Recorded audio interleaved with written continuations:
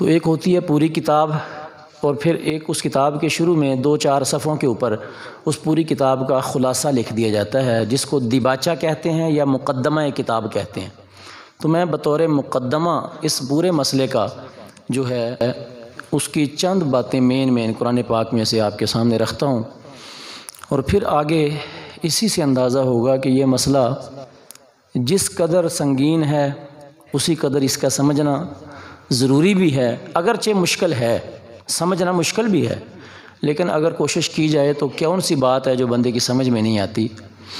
تو مقدمہ کے طور پر جو بات میں آپ کے سامنے رکھنا چاہتا ہوں، عنوان یہ ہے موضوع کا کہ معاشرے میں بڑھتی ہوئی طلاق کی شرح کے اسباب کیا ہیں، محرکات کیا ہیں۔ میں نے عرض کیا کہ مختلف اسباب ہوتے ہیں، ہر کیس کے پیچھے وجہ ایک ہی نہیں ہوتی، جیسا یعنی ہر کیس کے پیچھے وجوہات مختلف ہیں تو ہر وجہ کا حل بھی مختلف ہوتا ہے۔ لیکن میں اپنی ایک یعنی طالب علمی کی نظر سے اگر دیکھوں یا معاشرے سے جو مسائل ہم تک پہنچتے ہیں ان کو جائزے میں رکھتے ہوئے اگر دیکھوں تو میری نظر میں سب سے بنیادی اور سب سے بڑا سبب طلاق کا جو چیز بن رہی ہے وہ ہے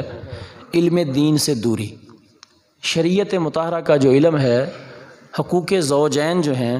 میاں بیوی کا باہمی جو رشتہ ہے، اس کے بارے میں قرآن نے کیا تعارف پیش کیا ہے، حدیث میں اس کے بارے میں کیا رہنمائی آئی ہے، یہ جو شریعت نے ہمیں رہنمائی دی تھی اس سے لا علمی، اس سے ناواقفیت اور اس سے چشم پوشی اور اس سے غفلت، یہ بنیادی سبب بن رہا ہے معاشرے میں طلاق کی شرح بڑھنے کا۔